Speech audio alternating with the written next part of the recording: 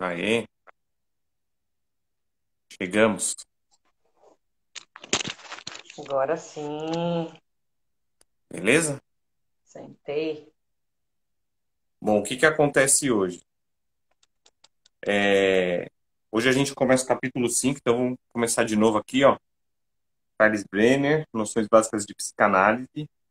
Hoje é especial porque entramos na conclusão do aparelho psíquico, que é o capítulo 5. Os 4 primeiros capítulos nós só falamos de ego e de id, na ordem id e ego. E na hipótese estrutural, o que compõe a psique humana são 3 bases: id, ego e superego. Hoje a gente entra no superego. Então hoje nós entramos no último fundamento da psique. E talvez o mais difícil, ou o mais intrigante, porque deixa de ser a relação do sujeito consigo mesmo e passa a ser a relação do sujeito com o mundo, com o outro, com o ambiente. Então a psique agora vai ter influência de fora para dentro, muito maior do que de dentro para fora. Ó, tô Tá com uma colocando aqui noções de psicanálise para Hã? você, Tá colocando o quê? o nome, noções de psicanálise da live, Ah, eu pus aqui no tema, ó, tá aqui em cima. para fixar. Ah, Deixa eu então peraí que eu ponho, apresentar. já tá feito aqui. É só publicar, né? E aí, opa, E aí eu tenho que clicar e fixar. clica em cima, aí aparece a opção de fixar. Pronto, tá fixo. Aí, aí dá Bora? para saber. Bora para leitura, né? É que Porque senão o quando eu pessoal já vê a coloco ele sua aparece. silêncio aqui e pensa que eu tô Eu falando coloquei de. aqui em cima. Aparece para você aqui em cima quando você olha? Parece só o cá entre nós. Cá entre nó aparece. Mas aí, se a gente Entre clica em nós. cima, aparece inteiro escrito. Aham, verdade. Não aparece o Bora, então. tema, né? Que é o tema de Ah, eu hoje. posso. Então eu posso mudar. Eu vou fazer o seguinte. Pera aí. Aparelho Desfixar. psíquico. Colar. Heleninha. A Cris entrou. Eu tô falando de psicanálise hoje, gente. Hoje eu não tô falando. Já falei de comida de manhã. Agora é É, hoje. psicanálise. Exatamente. Fixado. Não aparece Então décimo bora. nono encontro. Noções básicas de psicanálise, 19º encontro, é. Ai, pensei que você ia colocar o tema, o aparelho psíquico. Mas, fixou, fixou. Tá, beleza. Fixou. Bora? Bora. Então vamos lá. Então, essa é a importância desse tema. É o terceiro pilar que formula a psique de qualquer ser humano. Já falamos do id, do ego, hoje é superego. E esses 2 anteriores, nós usamos 4 capítulos. Ou seja, eles eram complexos, bastante grandes. Esse daqui, embora seja menor, então se o superego ele é menor, ele não é menos complexo. Ele complementa relações e a formação da psique. E é muito legal observar isso, principalmente em crianças. A Lê que acabou de chegar, Lê, para entender como a cabeça do João tá processando, é maravilhoso. Posso? Começo? Comece, meu senhor. Vamos lá. Capítulo 5, aparelho psíquico, conclusão. Examinaremos nesse capítulo final, sobre a chamada hipótese estrutural do aparelho psíquico, alguns aspectos da relação do indivíduo com pessoas e seu ambiente, e também o tópico do desenvolvimento do superego. Como de costume, procuraremos desenvolver nosso estudo partindo da situação que existe nos primórdios da vida e prosseguindo através do curso do desenvolvimento da criança até sua vida ulterior. Então, esse é o caminho que nós vamos seguir. Freud foi o primeiro a nos fornecer um quadro claro da grande importância que tem para a nossa vida e desenvolvimento psíquicos a relação com outras pessoas. A primeira delas é, naturalmente, a relação da criança com os pais. Relação esta que, a princípio, na maior parte dos casos, se restringe principalmente à mãe ou à sua substituta. Um pouco mais tarde, surge a relação com os irmãos ou outros companheiros próximos e o pai. Então, é assim que começa.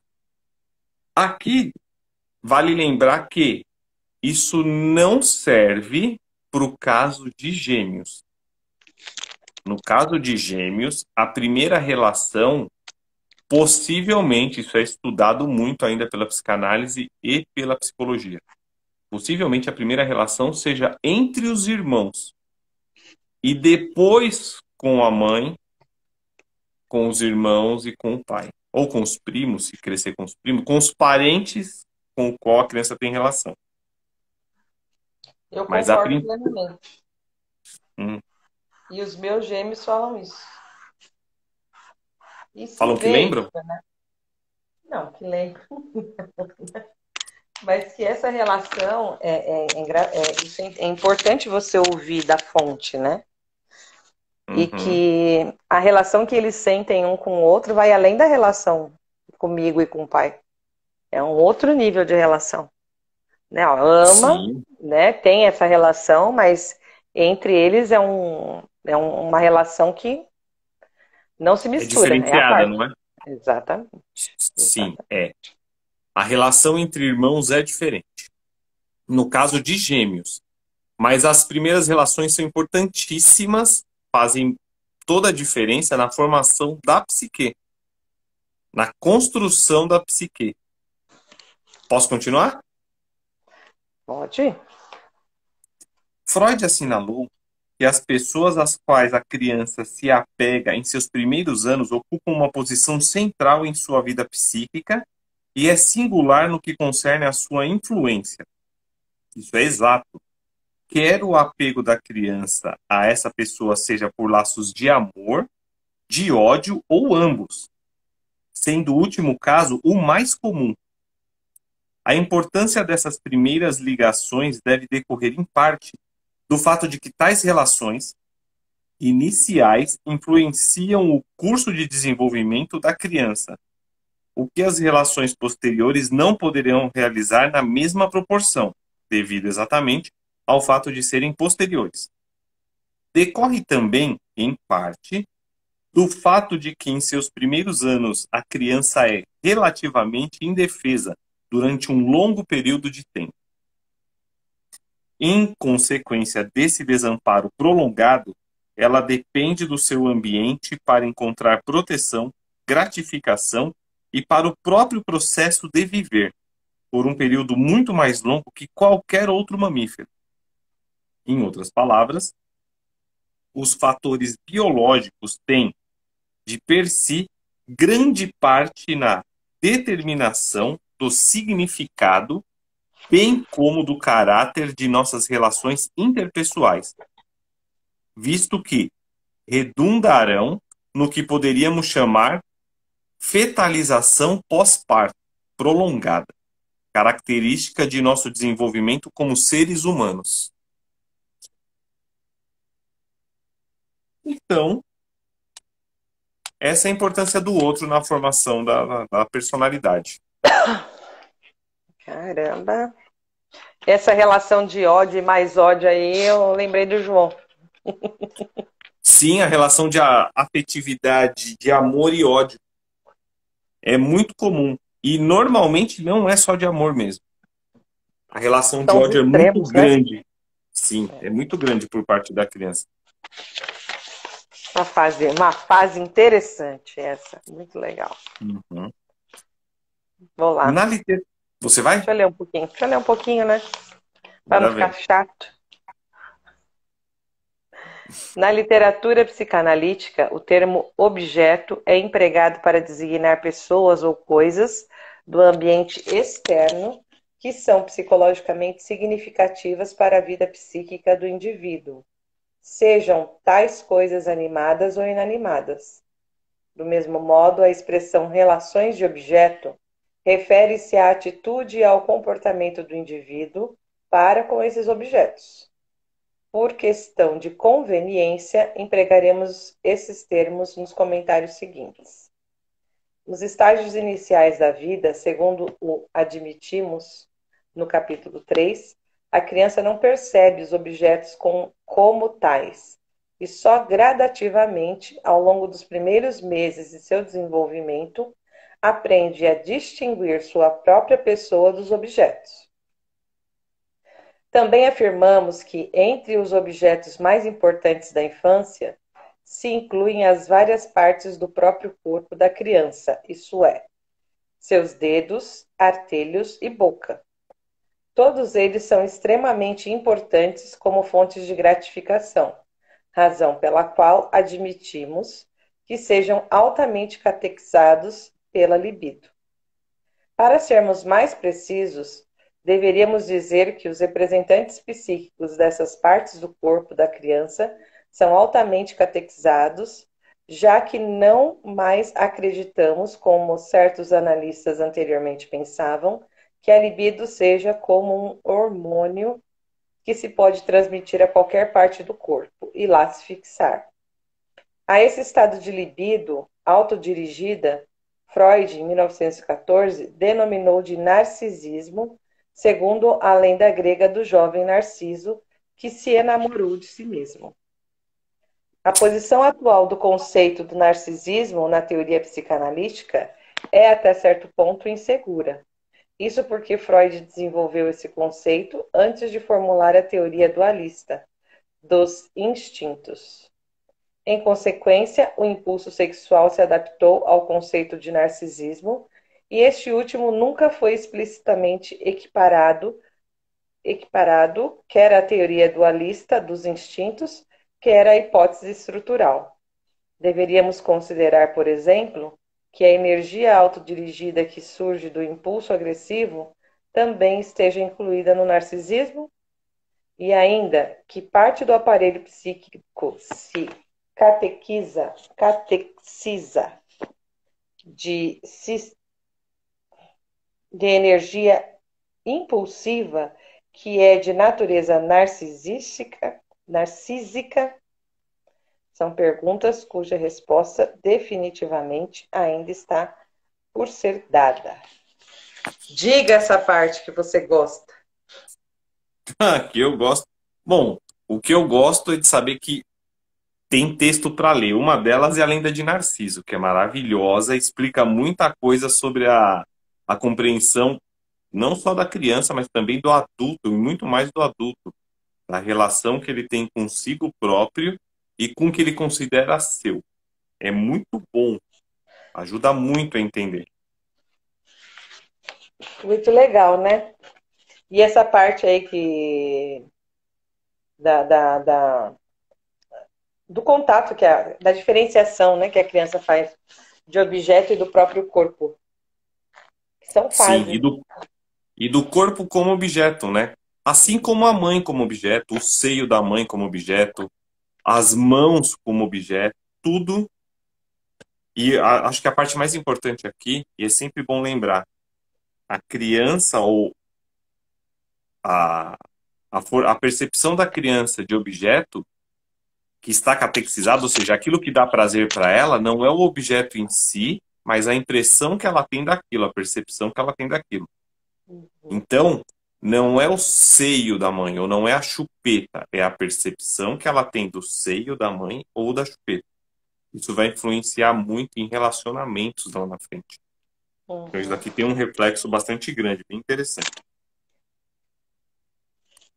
Entretanto, apesar de não se ter atualizado ainda o conceito de narcisismo, ele permanece, por assim dizer, uma hipótese de trabalho útil e necessária à teoria psicanalítica. Em geral, emprega-se o termo para indicar pelo menos 3 coisas algo diferentes, embora relacionadas, quando se o aplica a um adulto, a saber, uma hipercatexia do eu. Então, o narcisismo pode ser entendido como uma hipercatexia do eu. 2, uma hipocatexia dos objetos do ambiente, ou seja, menor catexia dos objetos ao redor. E 3, uma relação patologicamente imatura com esses objetos. Quando se aplica o termo a uma criança, naturalmente, indica em geral o que consideramos como um estágio normal ou característico de desenvolvimento inicial. Valeria a pena acrescentar que Freud acreditava que a maior parte da libido permanecia narcísica, isso é, autodirigida, durante toda a vida. Refere-se a isto comumente como narcismo moral ou sadio. Ele considerava que estas forças libidinais que catequizavam os representantes psíquicos dos objetos do mundo externo mantinham a mesma relação com o corpo principal da libido narcísica, o que Pseudópodos deu uma ameba com seu corpo. Isso quer dizer que a libido do objeto deriva da libido narcísica, e a ela pode retornar se mais tarde, por qualquer razão, o objeto for abandonado. Então, o que ele está dizendo é que quando eu tenho prazer com o objeto, é como se eu estivesse estendendo meus pequenos tentáculos, ou como se se eu fosse uma ameba que estivesse estendendo minhas conexões. Mas que essa libido pode voltar para mim, porque ela está dentro, na minha psique, relacionando ao que eu entendo daquele objeto. Ela pode retornar para mim e direcionar para outro objeto. Ela não está ligada ao objeto em si, ao objeto físico. E sempre a ideia do objeto. Como se ela fosse uma extensão de mim. O objeto acaba virando uma extensão de mim. Voltemos agora ao tópico do desenvolvimento das relações de objetos. A atitude da criança para com os primeiros objetos de que se torna côncia é, por certo, exclusivamente uma atitude egocêntrica. A princípio, a criança só se interessa pelas gratificações que o objeto proporciona. Isso é, o aspecto do objeto que poderíamos chamar de realizador de necessidades. Presumivelmente, a princípio, o objeto só é catequizado quando o bebê começa a sentir alguma necessidade que pode ser satisfeita pelo objeto ou através dele e que, de outra forma, psiquicamente, inexiste para o bebê. Supomos que só gradativamente desenvolve-se uma relação contínua com o objeto, ou, em outras palavras, uma catexia de objeto persistente, mesmo na ausência de uma necessidade imediata que o objeto possa satisfazer. Podemos expressar a mesma ideia em termos mais subjetivos, dizendo que só gradativamente a criança desenvolve interesse pelos objetos de seu ambiente, o qual persiste mesmo quando ela não está procurando prazer ou gratificação através dos mesmos.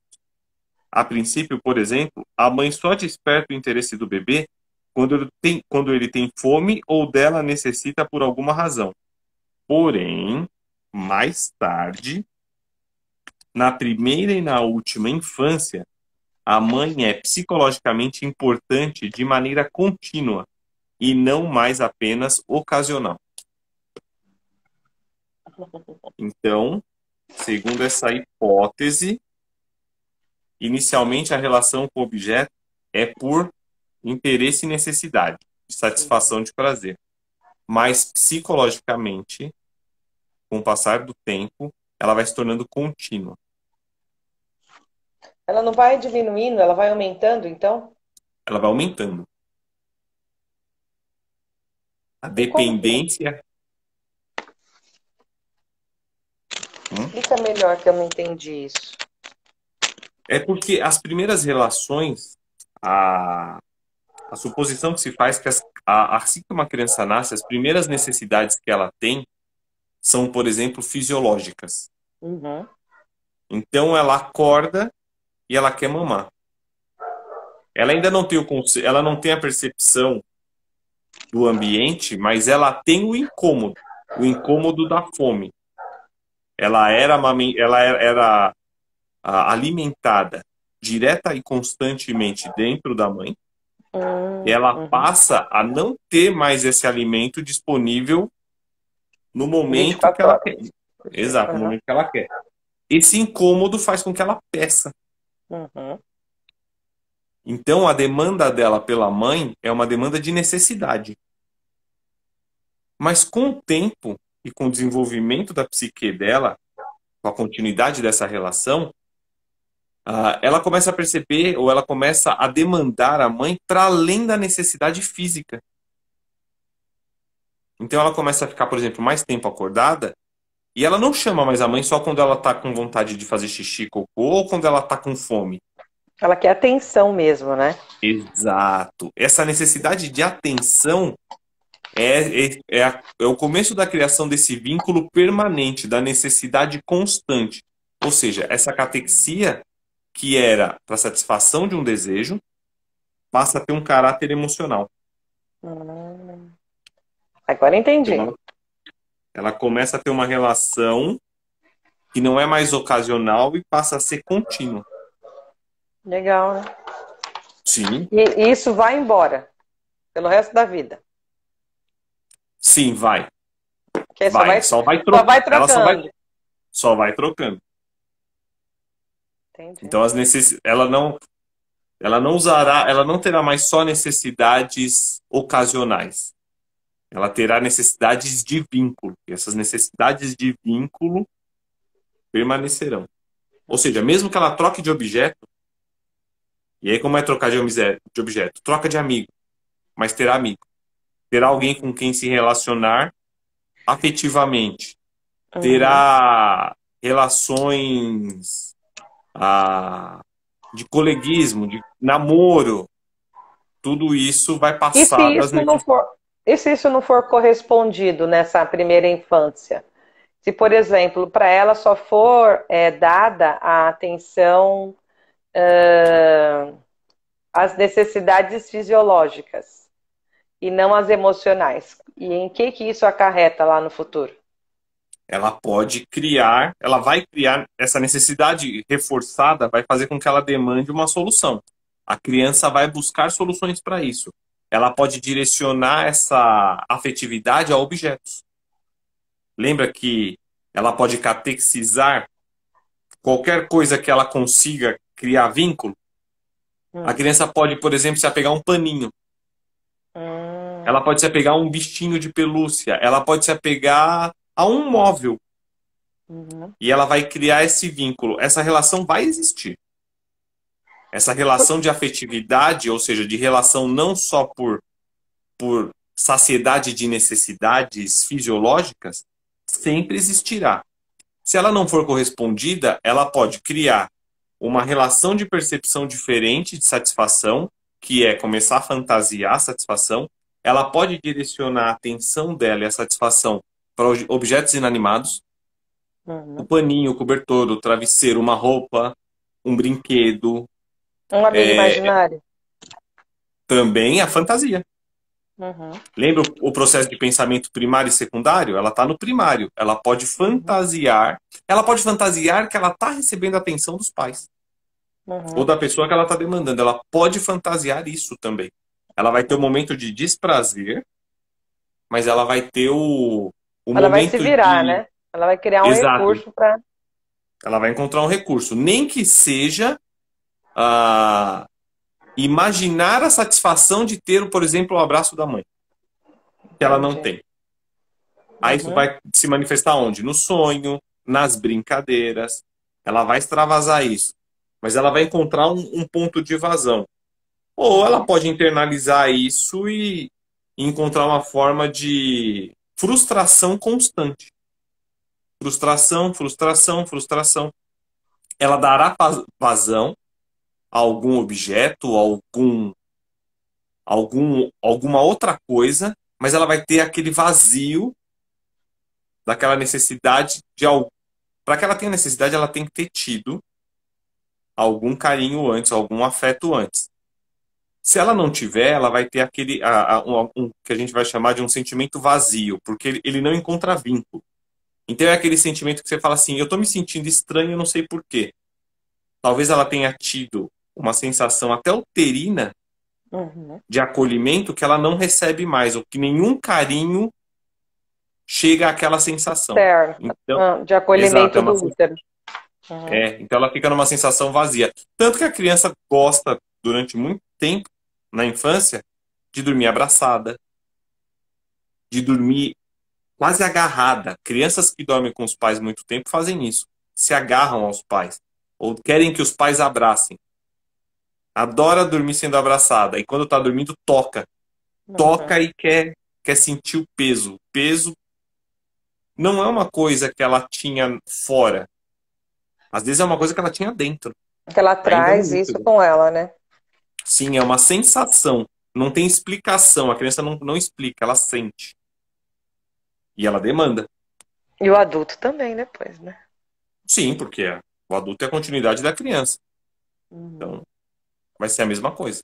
Então é analisar os comportamentos de hoje, o que tem a ver com essas, talvez, lacunas que ficaram lá atrás. Porque se isso for saciado, se isso for é, é, é, Se essa demanda for atendida, exatamente, meu psicanalista. Se essa é que, demanda for atendida quando ela for criança, ela não vai carregar isso para frente. é que se for atendida, é uma pergunta bastante vaga para uma questão de demandas emocionais. Porque a demanda fisiológica a gente sabe quando ela é atendida. A demanda de comida cessa quando a criança fala, não aguento mais comer. No caso Uhum. do bebê, quando mama e vai arrotar e começa a regurgitar, põe para Físico é fora. totalmente diferente do emocional, né? Exato. Emocional é meio que um buraco negro, né? Às vezes não, porque sim, vai ter sempre demanda, mas a Só criança muda. sempre vai, a criança vai achar onde dar vazão para isso. Oi, Sirley, boa noite. Então É ela vai Gisele encontrar aqui. onde dar vazão. Onde ela pode dar vazão? Na brincadeira, no colega imaginário, no Uhum, brinquedo, na fantasia que ela cria e encena. uhum, É lógico, ela sempre vai ter demanda. A demanda emocional ela nunca cessa, nunca cessa, mas ela se transforma ou se direciona para outras coisas. uhum. Por isso que é legal entender o processo de formação dessa relação com o ambiente, que é onde a gente entrou agora.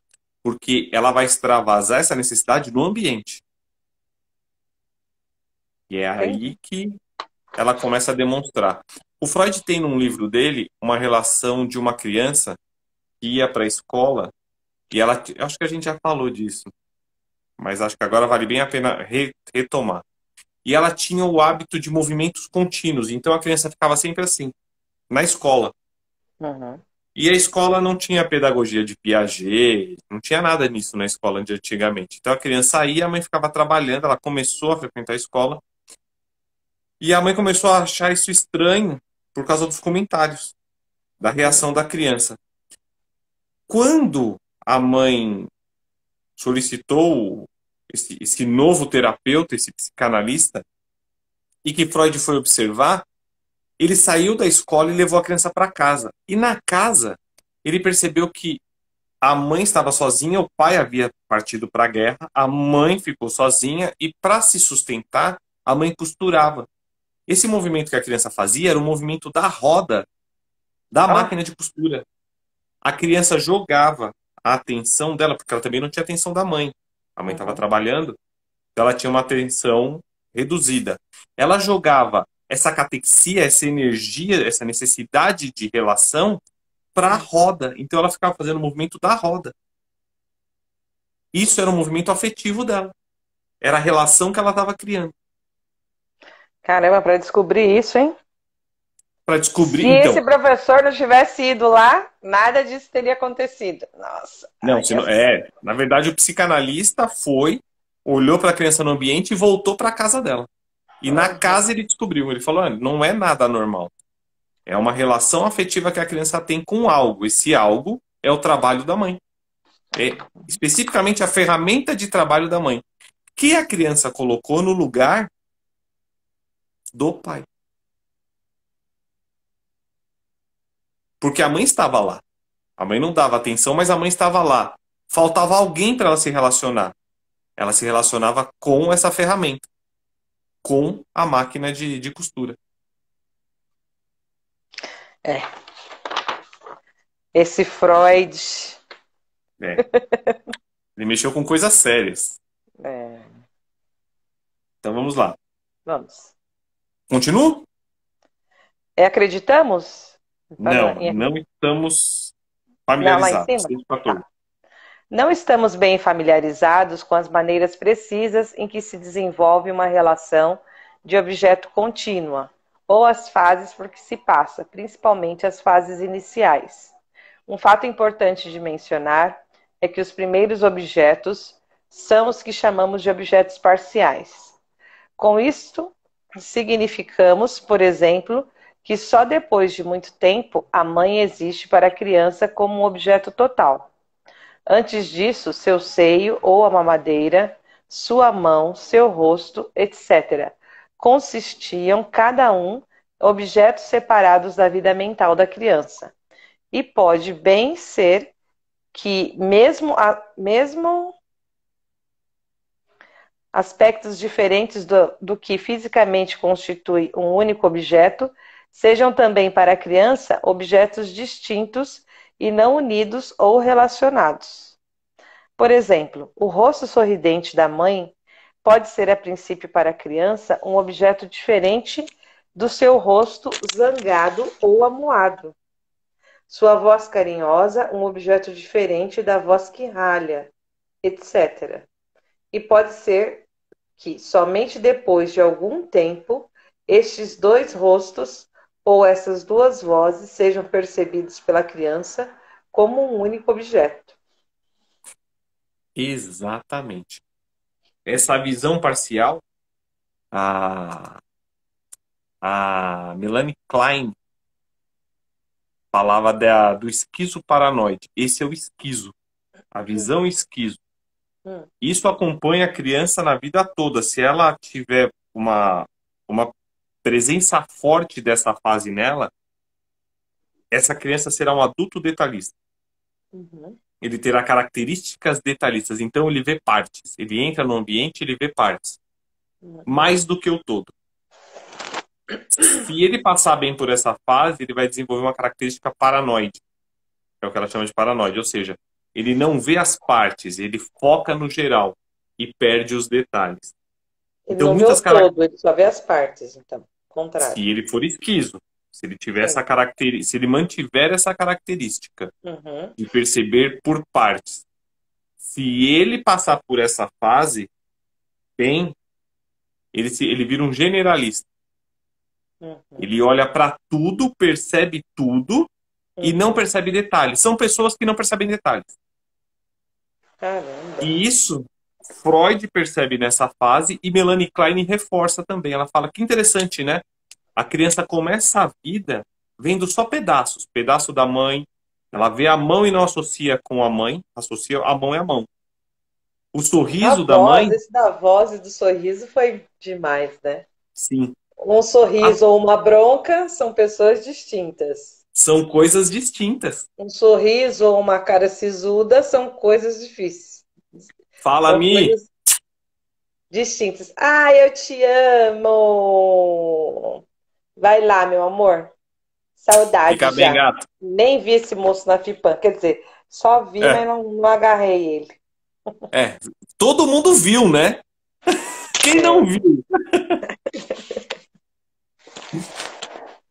Então vamos lá. Hum, Acreditamos que só se desenvolve uma relação de objeto contínua na última parte do primeiro ano de vida.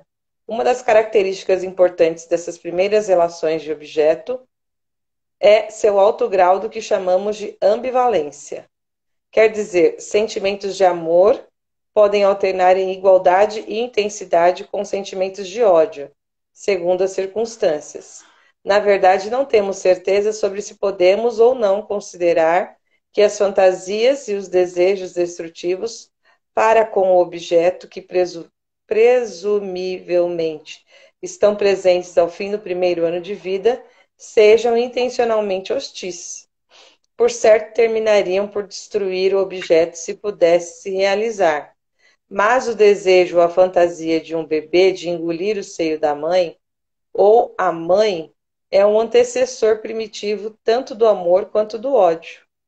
Não há dúvida, porém, que, por volta do segundo ano de vida, a criança começa a experimentar sentimentos de raiva, bem como de prazer para com o mesmo objeto. Nossa, e isso é fantástico. Eu vejo isso muito com o João hoje. O João, no mesmo momento em que a gente está passeando, brincando, ele fala eu te amo, e abraça e beija, em 5 minutos, em uma mudança de discussão, ele fala eu quero te matar. E é um sentimento que acompanha a expressão facial, que acompanha a postura. Uhum. Sim, é uma coisa que essa ambivalência existe na criança. Na criança e vai acompanhar para o resto da vida, mas na criança, quando ela começa a sentir, é forte demais e transborda.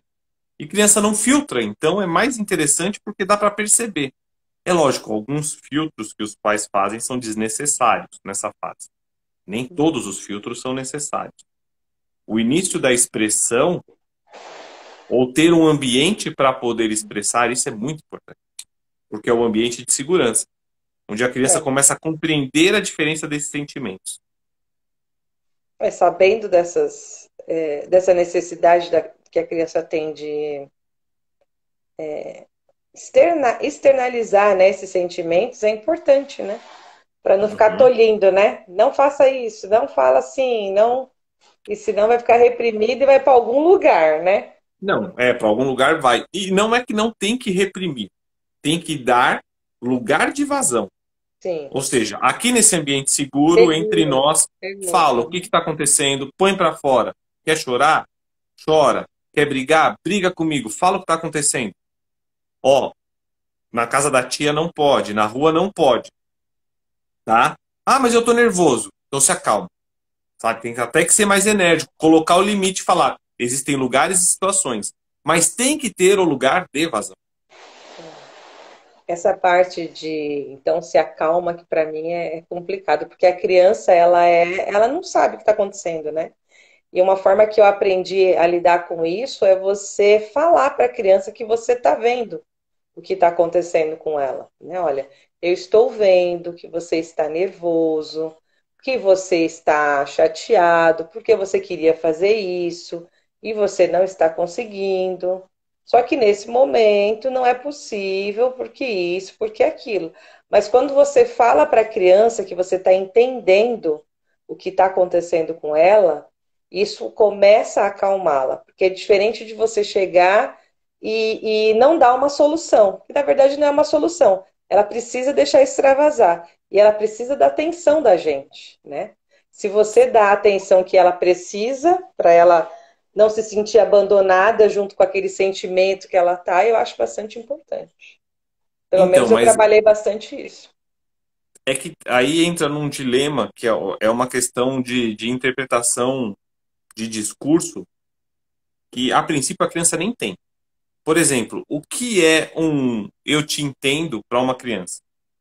Então, mas o que é um se acalma para uma criança? Eu acho que é muito pior. Não, na verdade, o melhor, ou E a se ela melhor das. soubesse como ela se acalmar, ela nem começaria, ou, Então, é né? porque ela nem sabe que ela precisa se acalmar. Essa é Pois a é. criação de limites. Ela não sabe nem que ela precisa se acalmar. Ela nem conhece aquele sentimento. Ela nem sabe o que é se acalmar. O ideal, mas isso é arriscado demais e fala muito dos pais, por isso não é bom fazer. O ideal é que nem haja a necessidade de explicação. É dar um ponto de ruptura para isso. É chegar e falar, chega. chega, acabou. Mas esse Nossa. chega, acabou, sim, porque nenhuma explicação. Vamos lembrar que a criança, por exemplo, com 2, 3 anos, ela está começando a se alfabetizar. Com 2 anos, ela já está entendendo palavras, mas ela não entende o significado. Ela está começando a construir vocabulário. Qualquer explicação não será nada para ela, diante do sentimento. E o que ela precisa, nessa hora, é dar vazão. Ou seja, se o fluxo dela está sendo o de gritar, e ela está num ambiente que não possa gritar, o que ela precisa é de um ponto de vazão. Mas ele não é Então, mas retórico. se o ponto de vazão dela é o gritar, quando eu mostro então, eu acho que é aí que eu vou para uma outra área, entendeu? Eu não concordo com isso. Freud aí para mim já já entrando me decepciona, se for assim a situação. Porque esse ponto de vazão que a criança precisa ter, se a gente está falando aqui das necessidades serem saciadas dela, quando eu demonstro para essa criança que eu estou ali, é mais fácil de eu acalmá-la do que eu falar chega ou eu alterar a minha voz com ela. Né? Eu falo assim, pelo que eu estudei enquanto professora, quando fiz magistério e tal, bastante coisa de psicologia e dessas outras pessoinhas aí que estavam envolvidas, e da minha vivência com as crianças, né? Quando Uhum. eu vejo essa vivência, eu acho que é mais eficaz. Acho não, eu senti e continuei fazendo. E hoje, se tem uma criança nervosa perto de mim, a minha forma de lidar com isso sempre é tentar acalmá-la através de mostrar que ela está sendo ouvida. Hum, é um jeito. É uma forma, né? É, Tem formas e formas. A forma Débora de ser é essa, né? é. Não, As não formas onde a necessariamente. criança consiga encontrar o ponto de vazão são os melhores. Ou seja, se uma criança começar a ficar nervosa e rasgar um papel, ela não pode gritar, mas ela pode rasgar um papel, rasga o papel. Então ela deu Tá, se ela vazão. não pode, por exemplo, vamos para um Ela exemplo pode prático. gritar, deixa ela gritar. Essa Se é a ela ideia. está jogando um joguinho no celular e ela quer quebrar o celular, Não, né? Porque ela aí não está conseguindo passar de fase do joguinho. Aonde que vai esse- ser o ponto de vazão dessa criança? ela que tem a outro. Tem crianças que vão gritar, tem crianças que vão espernear, que vão chorar, porque ela está tendo uma frustração e que para ela é grande. Uhum. Mas uma criança que está jogando, vamos supor, uma criança de 3 anos que está jogando um joguinho, certo? Tá brincando no celular. O pai deu um tablet para a criança, ela tá brincando. Ela teve essa frustração. Colocar o limite na hora de que ela não pode quebrar aquele brinquedo, ou seja, ela já tem uma primeira regra. Porque ela pode até quebrar. Vamos supor que o pai deixe quebrar. Vamos supor que seja um brinquedo de madeira. Ele deixa. O próximo passo é a segunda frustração. O brinquedo não existe mais. E essa segunda frustração vem acompanhada de uma culpa. O brinquedo não existe mais porque eu quebrei o brinquedo. Então, Uhum. olha a cadeia que está se criando. É lógico. Uhum. Isso para a criança vai ser primeiro percebido intuitivamente, não vai ser racionalizado. Uhum. Mas o momento de vazão da frustração gerou uma segunda frustração no decorrer. Porque ela vai se Sim, acalmar. e não Ela deixa vai se de ser acalmar. um aprendizado, porque se ela destruiu algo que outrora estava sendo prazeroso para ela, ela E vai ficar sem aquilo e ela vai entender que se a atitude dela for novamente daquele jeito, ela vai só perder, não vai ganhar. então, mas não é um entender assim tão rápido. Algumas crianças podem ter essa percepção rápida, outras não vão. A gente não está falando de uma visão esquizo, de uma visão quebrada. Por exemplo, da mãe, ela vê um sorriso da mãe e ela não associa a cara feia da mãe. Ela pode não associar o nervoso dela à perda do brinquedo. E é isso que a gente está vendo agora. São assuntos que estão não relacionados na cabeça dela. Ela ainda está criando a relação. Tudo solto, né? Mas Ainda está isso até que solto. idade? Então, é melhor. Fala a Varia de partir dos criança para 2, né? criança. Eu não sigo a linha prescritiva. Então, uma criança Sim, pode começar a perceber isso com 1 ano e meio, 2. Ela pode começar a perceber isso com 4. Então, mas ela começa a perceber o tudo solto. Isso com final do começo dos 2 anos.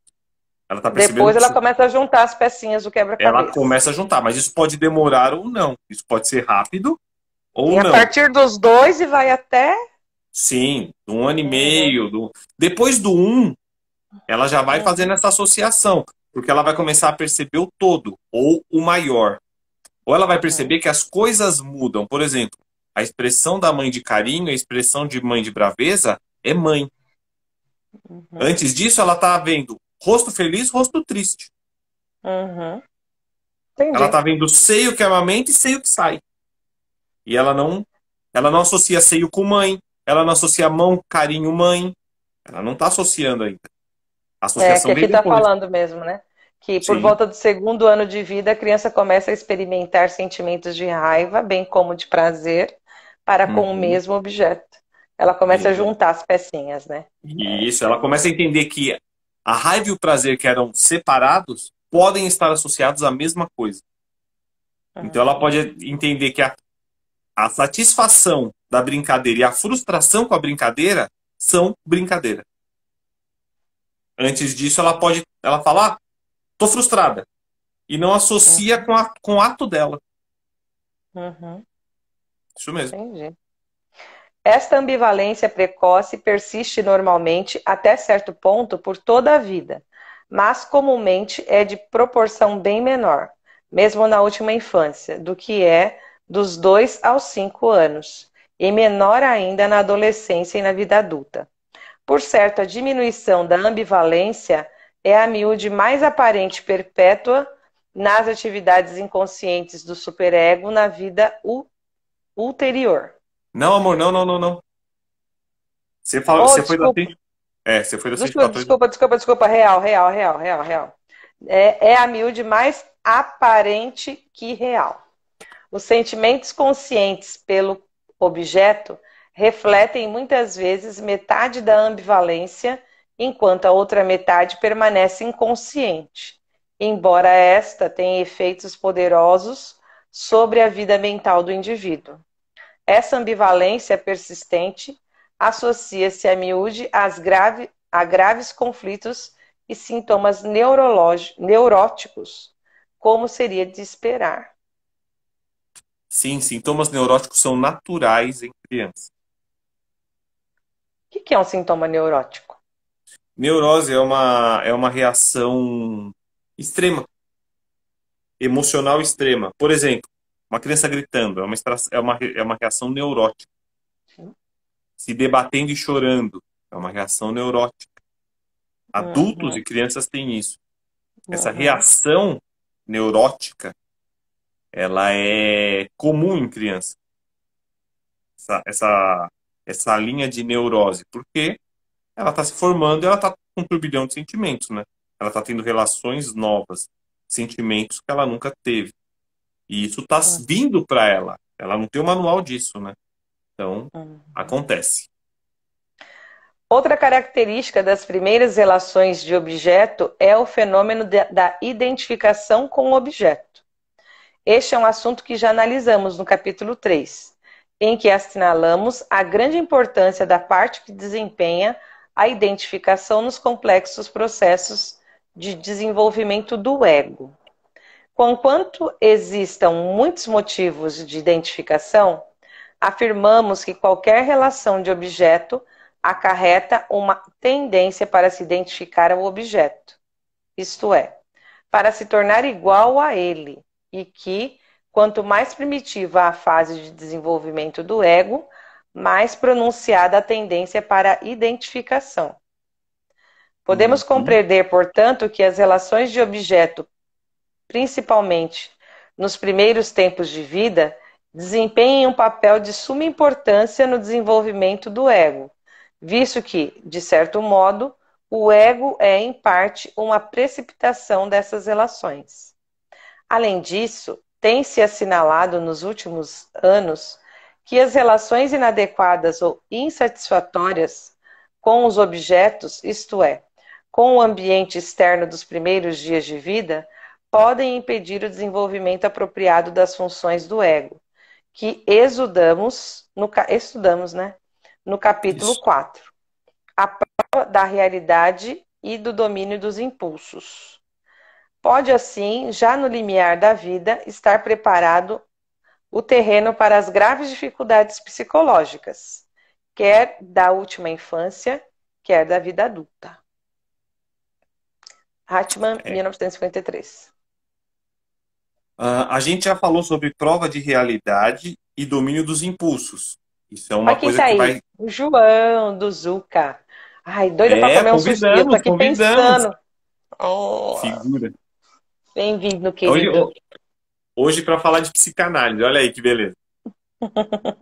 É, hoje você é nosso convidado. Quer escrever alguma coisa, quer fazer qualquer observação, faça. Ele conhece a Jennifer Regner? Não sei. É. Não, ele fez uma gratidão para Jennifer. Falou alguma coisa? Ah, deve ter falado. É. Pois bem, então é isso. A gente vai ter prova de Se realidade. ele conhece a Jennifer Regner, sua cara foi assim porque a Jennifer é sua irmã. Então, já É, por pronto. isso. Por isso Falei, ué. sua. Que mais podemos falar disso? Que então, essa é a importância da relação com o mundo externo, para a Uhum, criança e para o adulto. Então, a, o pilar do superego dentro da estrutura da formação da psique ganha importância nesse ponto. A criança vai se percebendo através da relação com o ambiente. A gente já falou que ela se relaciona consigo, uhum, através dos desejos, e que ela forma uma percepção de si. Mas essa formação da percepção de si, ou seja, do ego, quem é ela nessa relação, passa pela relação com o ambiente. E o ambiente influencia a criança. com certeza, né? Muito, muito. Ele molda, podemos dizer, né? Não existe Ah, uma. Ah, sim, não ele tem uma. existe você viver num ambiente que você não é influenciado, né? Ainda Não, mais não a tem como. criança, né? Um adulto a gente já consegue ser mais seletivo, né? Mas agora a criança. Sim, verdade. Então, essa relação de desenvolvimento da criança e do adulto vão passar pela relação com o ambiente. E o ambiente vai mexer com a percepção de realidade da criança e do adolescente e Uhum, adulto e o domínio dos impulsos. Impulso é uma das características primordiais do ser humano. uhum. Quem pode não ter característica de domínio de impulso? A gente pode pegar exemplos. A gente mostrou uma mulher estava gravando num hotel, uma mulher negra, estava gravando o vídeo no hotel, um homem chegou do lado dela e falou: "Tô com muita vontade de fazer sexo com você." Você chegou a ver isso? Nossa, Você não viu? não, Um senhor não. chegou do lado falando Ele para não ela enquanto consegue ela estava. controlar os impulsos dele. Ele não. Exato, exatamente isso. E é um senhor Sinceridade total. vivido com uma idade, com experiência de vida, que não conseguiu conter este impulso ou Ah, pode lidar ser que com ele ele. pensou assim, ah, não tenho mais nada a perder mesmo. O O que é máximo que não eu posso saber ouvir lidar. é um não, né? Que E isso é horror. o não saber lidar com o impulso. Exatamente. É. Isso é uma Aham. justificativa Entendi. que nós damos para a ação. Porque não Uhum. sabemos lidar com aquilo, ou não sabemos reprimir aquilo. Isso Tá. daí passou pelo sexual, que é muito comum. Uhum. Sexual é muito comum acontecer. E agora é Uhum. divulgado. Pro agressivo, igual. Aquela Uhum. desculpa do bebi e briguei é realmente uma desculpa. Não lembro, não lembro. O não lembro exato, ou bebida em cima de alguém porque estava bêbado, Uhum. porque Não usei alguma. existe. Não existe. Não. É o trabalho de lidar com impulsos. É Não é como se você fácil. tirasse a cerquinha, né? É Se como se você usasse um tivesse pretexto tudo para tirar a guardadinho. cerquinha. Não, eu acho que tira, porque você consegue falar uma coisa que talvez em sã consciência você não falaria. Mas é Sim, você. mas o ato de escolher beber para, de usar algo para, também é uma escolha. Hum, Entendeu? entendi. Eu Aham, digo assim, entendi. a partir desse momento, eu não mando mais em mim. Ele bebe sim, viu, Jennifer? Eu bebo, bobona. Olha que bobinha. Não tá sabendo da missa? Um terço. Se eu Se não eu não lembro, eu não lembro, eu vi. não. Boa! É, eu tô falando, você tira a cerquinha e você. É você. Sim. Não tem como você falar, eu agi assim porque eu Uhum. bebi. Eu agi porque eu sou assim, eu apenas precisava Não. de um.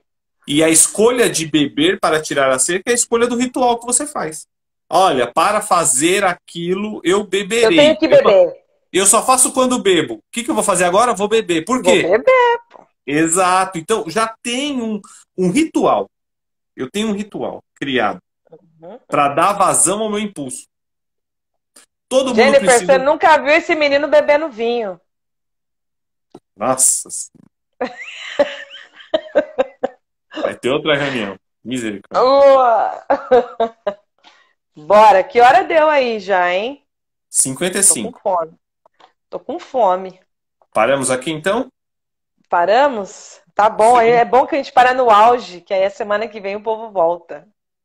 Não, daqui a 15 dias. Peraí, deixa eu só ver uma coisa. Como afirmamos no capítulo 3, é que agora a gente parou bem no meio, né?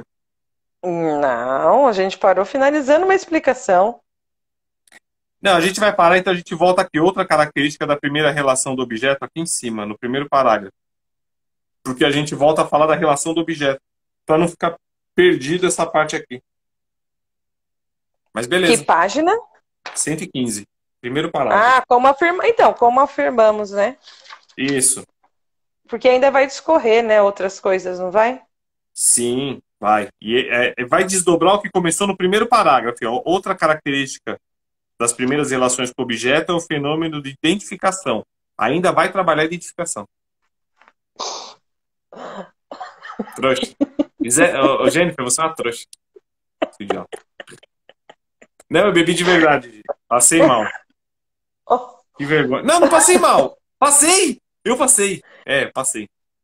exatamente, Elaine. É aquele dizer, vou beber para criar coragem. É o que a Elaine está falando. Exato. Pessoa que fala vou beber para criar coragem, ela já criou o ritual de se eu estiver bêbado, eu posso fazer porque estou bêbado.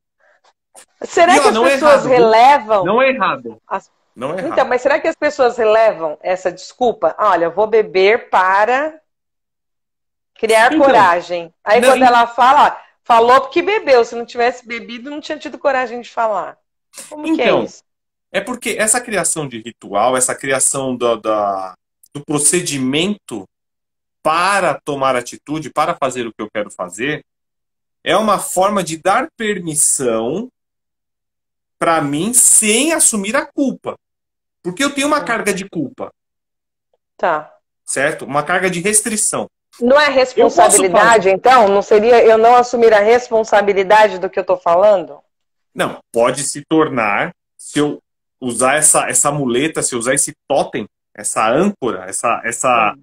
forma de agir para fazer algo que seja prejudicial e aí eu diga, ah, mas eu não me controlava, eu não tinha controle. Se eu usar essa prerrogativa, aí sim, eu estou abusando e estou jogando a minha culpa e a carga das minhas ações para Na alguma coisa. bebida. Para Tá alguma coisa. canalizando para um objeto, Exato, eu estou direcionando a culpa para um outro para fator. bebida, que é um Ou para bichinho droga, inanimado que não tem. ou Sim, para cocaína, ou para algo que para seja inanimado. Ritalina, ou para qualquer coisa que eu use como justificativa. Ao Eu invés de eu tomo culpar ayahuasca. você, eu culpo a bebida. Exato. Ou digo assim, não, É não, mais em sã fácil. consciência eu não faço. Mas na verdade eu quero fazer. Eu sempre quero fazer. É que eu acho que não posso fazer. E esse acho não é um acho tipo assim, eu sei que posso. É um acho, eu acredito que não posso fazer. Por Uhum. quê? Aí isso é que a gente vai descobrir com o superego. O superego tem uma função importantíssima. Entendi. Lembra que ele é parte da minha constituição? Uhum. Essa é a parte que me diz: não, você não vai fazer. Por quê? Não é porque você não quer, é porque você não pode fazer. O superego é o pai. é o pai imaginado na relação entre mãe e pai, onde a mãe é a nutridora, é que fala assim, vem cá, eu te dou, eu faço, eu cuido. O pai é o limite, ele fala, não, não dá Uhum, para fazer, não pode fazer. Isso aqui é uma relação simbólica, tá? uhum, Simbólica. uhum, uhum, Assim como a mãe e o pai nessa relação são símbolos. uhum, Qualquer pessoa pode assumir a posição de mãe ou pai. Um casal homossexual, um será mãe, um será o pai. É uma identidade simbólica. uma Ah, um casal representação. de mulheres homossexuais, uma é a mãe, uma é o pai. Uhum, Uma relação onde a criança é criada pelos irmãos. Porque os pais, se foram, abandonaram, morreram, não importa. Uma é a mãe, um é um pai, simbolicamente. uhum. Tá bom. Entendeu? Vamos continuar daqui a 15 dias, certo? Certo? Porque a próxima é a história geral da África, que está impossível de boa. Tá ótimo. Capítulo Nossa. 8 é bom. Bom Uhum. demais. Eu tô Tá tudo surpreso com o bem capítulo legal. 8. Tá tudo Não, tudo bem entrou legal. tudo entrou num fluxo muito bom. O que nós temos de notícias? Quer dar algum recado? Se você gravou o Hum, podcast na, na Casa Preta Hub, é casa? Espaço Preto é, Hub, Preta Hub, Espaço casa. Preta Hub. É casa ou é espaço? Casa Preta Hub. Casa Preta Hub. Tá. Então você O gravou o podcast podcast, com o quem quiser Zuca ouvir, tá lá Kuzuka, ZK Sushi, no YouTube do Zuca, né? no Mas tá YouTube. lá, Tá no acho que YouTube, no YouTube. é É. ZK Sushi, né? Olha, é, sushi. Olha, ZK a Jennifer já tá Sushi. convidando a gente pro aniversário. Ai, vou comer bolo Ah, é numa gostoso, quinta-feira. salgadinho. É numa quinta-feira. Vamos fazer noções de psicanálise ou leitura da história de África lá no aniversário da Marrada. É. Lá, a gente faz de lá. Então é isso, ó. A Dé Obrigada gravou o pelo convite. podcast. E você? Então, quem quiser saber, eu não tô fazendo mais nada da vida. Só trabalho. Não, né? E Só leio. trabalhando. Graças a Deus, né? Exatamente. O Trabalhando bastante. Estamos trabalhando bastante. Tá que bom. mais a gente tem Ó, para falar? Ah, que você a semana. participou da FIPAM. Quem quiser saber mais, acompanhe as postagens da. Como que é o nome da Alonzi? empresa? Alonzi, você estava lá Tava. na FIPAM pela Alonzi. Que mais? Acho que é isso, né? Hein, né? Vamos Acho falar. que é. O que que eu ia falar? Que Ah, as lives, essas lives maravilhosas estão sendo feitas no Facebook. E aí vocês têm que falar é estão no Facebook, que o pessoal YouTube. tá entrando pelo meu. Não, mas ao vivo. Ao vivo tá Todas as no quintas, Facebook. todas as quintas-feiras no Facebook. Só estamos aqui no Instagram hoje, que foi muito melhor. Você acha que E foi no melhor? A gente YouTube. volta para cá? Não, eu não sei, você tem que ver aí na hora de salvar, mas que aí o pessoal participa, né? Sim, O boa. pessoal participa. Então a gente pode voltar Marcelo. pro, pro Instagram. Nós voltamos pro Instagram, não tem Vamos problema ver. não. Vamos ver o que, que o menino vai resolver. Vamos ver como é que vai ser subir a live hoje. Aí você decide. Ah, Mas de verdade. qualquer forma, estamos no Facebook do Eduardo, que E quem é quiser ver Facebook, de Carvalho e Braga. de Ou Carvalho e Carvalho, Braga. de Carvalho e Braga. Ou Carvalho Braga. Mas quem quiser, as outras gravações, a gente está na 19ª leitura. As outras leituras estão no Então, YouTube. Com certeza no YouTube. qual YouTube? YouTube de Carvalho e Braga. De Carvalho e Braga. A Jennifer Exatamente. falou que causou confusão lá no Facebook. Eu não consigo imaginar uma mulher que tem uma cobra de estimação arrumar algum encrenca em algum lugar da vida. Eu não consigo imaginar a Jennifer não arrumando confusão. Para mim, o Facebook é só mais um lugar. Não tô surpreso, Vepa. Por que será? Ai, Deus, só vocês mesmo. Bora então, semana que vem tem mais. Beleza, até. Tchau, tchau. Beijo, até.